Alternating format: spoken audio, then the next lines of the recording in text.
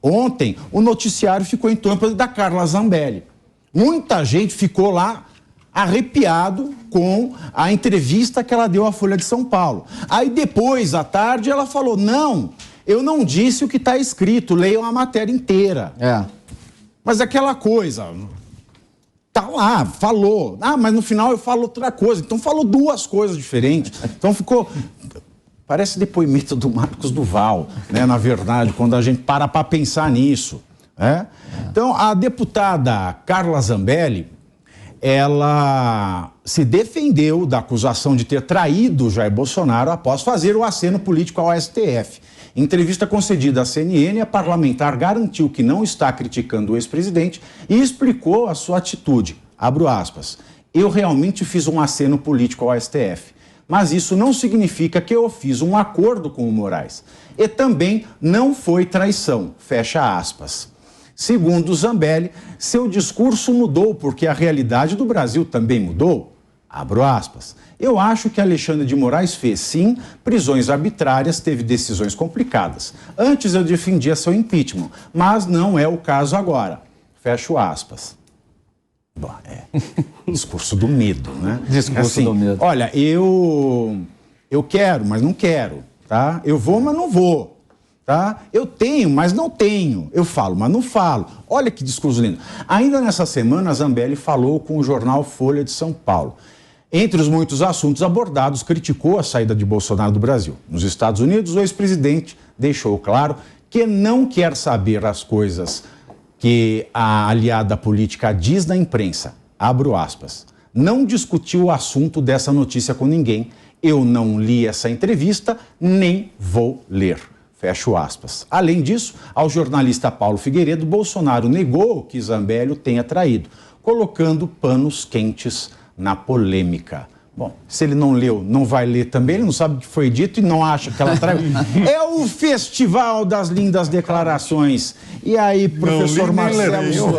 E começa comigo... Agora são 15h04. Deixa eu só acrescentar uma coisa que eu acho importante, né? Claramente, a Zambelli e o Bolsonaro se falaram no telefone. Né? Certeza. Tá claro isso aí agora. Certeza. Né? Bolsonaro colocou panos quentes na declaração da Carla Zambelli. Carla Zambelli declarou publicamente que não falou o que ela falou no jornal, né? Não traiu o Bolsonaro, fez só um aceno ao Alexandre de Moraes, né? Porque a realidade do Brasil mudou, então não tem que parar de ficar batendo no STF, tem que parar de ficar duvidando, né? De ficar batendo defendendo o Bolsonaro à torta e à direito e focar no Lula, né? Ou seja, está havendo aí realmente um sincronismo entre a Zambelli, aliada do Bolsonaro, e o Bolsonaro. Não, ela está focada... Ela estava sentindo falta disso. Ela estava sentindo falta disso. Ela fala assim, olha... Inteligente. Olha, ele fez errado e deve ser punido, mas agora ele fez errado e não deve ser punido. É um discurso... E aí, vamos analisar... E as aulas de gramática? Agora ela não quer mais que seja impeachmentado. O Davi vai falar. Se vocês me permitem, por favor. Eu vi essa fala da deputada com um estranhamento, sabe? Você resumiu muito bem, Pavinato, um discurso de medo. E eu fiquei pensando comigo, a que ponto chegamos? Quer dizer, a que ponto chegamos? Fez um aceno ao ministro Alexandre de Moraes. Que aceno é esse? Que figura que é essa que o ministro Alexandre de Moraes representa hoje na República? Não, mas o que eu vejo nessa posição da deputada é emblemático demais. Quer dizer, uma deputada federal, né, eleita, ter que acenar para um ministro do Supremo Tribunal Federal porque ela tem medo de que amanhã lá no bairro não chama assim. Lá no interior fala assim, ela arregou mesmo. Mas não é uma distopia? Não é uma distopia que nós estamos vivendo? Mas eu discordo. Pelo seguinte, eu até falei isso ontem aqui no programa ontem, né? Foi a primeira vez que eu vi, né, a Carla Zambelli falando algo racional. Mas veja, quando você pega o que a Carla, você falar que ela é racional, porque agora ela não está questionando aspectos que poderiam trazer problemas, quaisquer que fossem, ou que supostos cientistas dizem que é inquestionável, o problema todo ali é outro. Ela está com medo. Ponto final. Medo. É o discurso da paura. Medo. E aí ela se expressou errado. O Bolsonaro, que não é tolo, ele pode não falar bem as coisas, mas ele não é tolo. O que ele disse? Não li, não vou ler, não quero saber do que se trata. Por quê? Porque provavelmente, olha como ele foi esperto. Não li, não vou ler, não quero saber do que se trata e não se trata disso.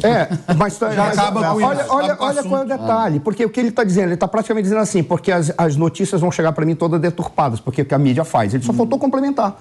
Aí ele disse assim... Ainda mais da fonte, né? Quando Então, você tá vindo. pega os artigos, eu não vi nada de traição ali, não.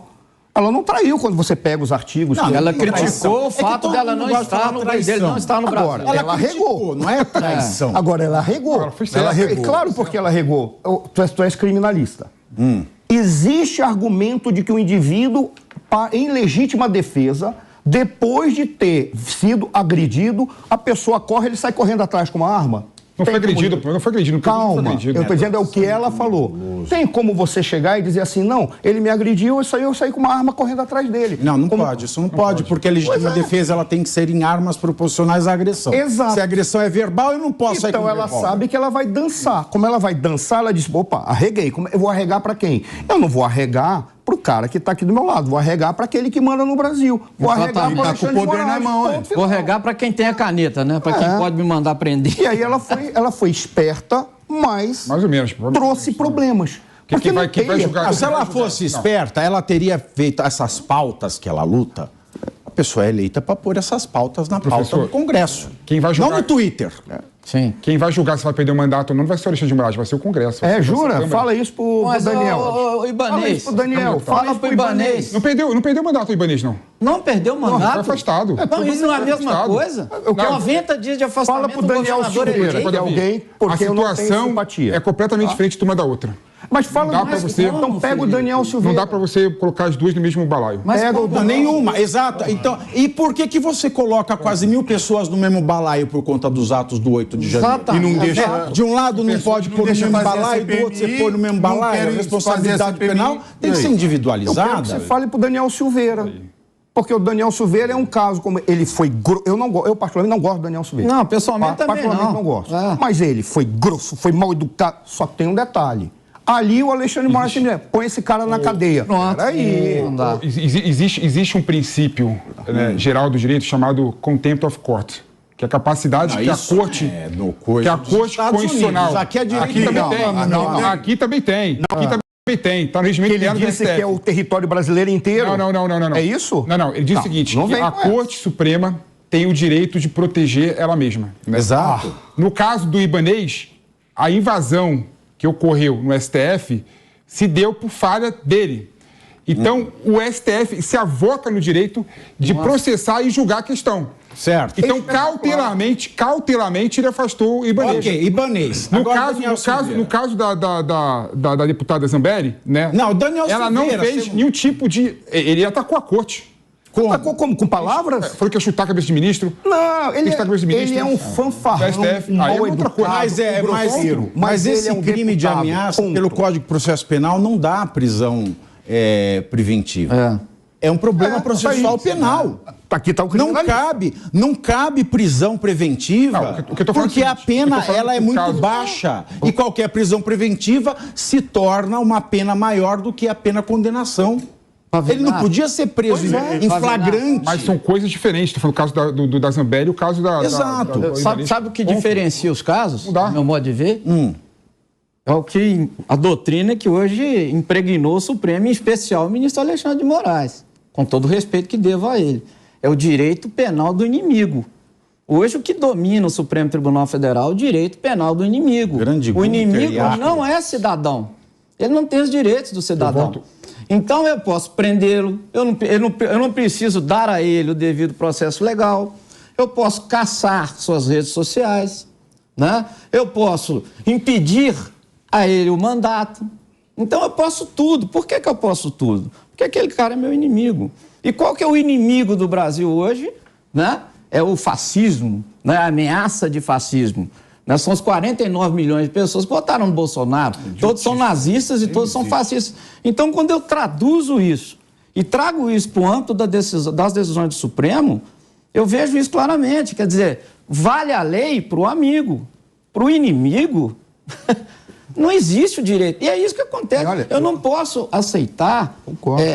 que um governador eleito possa ser afastado por uma penada de um ministro do Supremo Tribunal sem processo, cautelarmente. Eu não posso aceitar, enquanto advogado, que um tribunal possa ser acusador, né, juiz, vítima e testemunha. Eu não posso crer que o direito possa validar uma figura dessa. Então, o direito hoje no Brasil está sendo rompido. Rompido, assim, não é de agora, já de algum tempo. Mas o direito, no Brasil, o direito tem sido reescrito. Você sabe que eu perdi um monte de amigo da mídia, né? Eu perdi dois grandes amigos, né? Eu não vou dizer quem são, mas são dois jornalistas políticos muito importantes no Brasil.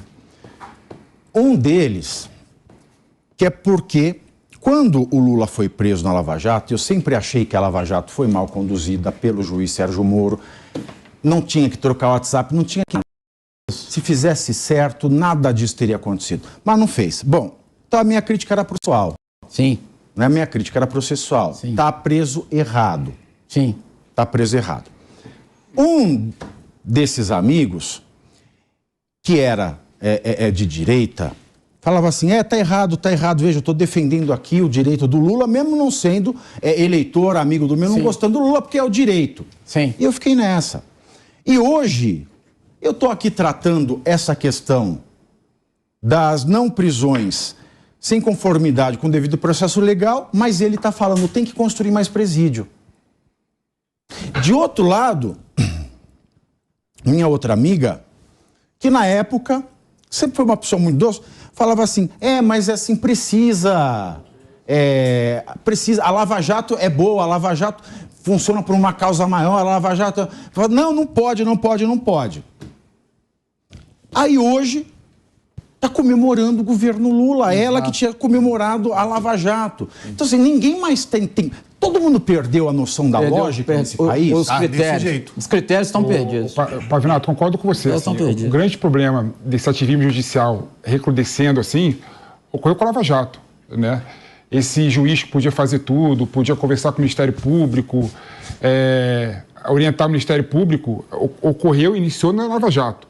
O que a gente está vendo aqui agora, né, esse judiciário forte, né, com as garras grandes, né, se deu muito por conta do lavajatismo. Uma continuação. Agora, a questão que é importante destacar é o seguinte, o inquérito do fim do mundo é um inquérito que é absurdo, né? Eu até concordo nesse ponto com o Davi, né? Por quê? Porque o STF, ele orienta a investigação e ele julga. Né? E é vítima, né? O que é um absurdo, né? Agora, esse inquérito do fim do mundo, né, não tem nada a ver, né, com a questão envolvendo o Ibanez. A questão envolvendo o Ibanez, pela primeira vez, o Ministério Público Federal, o Procurador-Geral da República, ele entrou com um pedido para afastar o Ibanez, né? Ou seja, nesse caso você vê o procurador agindo, o judiciário agindo, houve processo, assim, claro.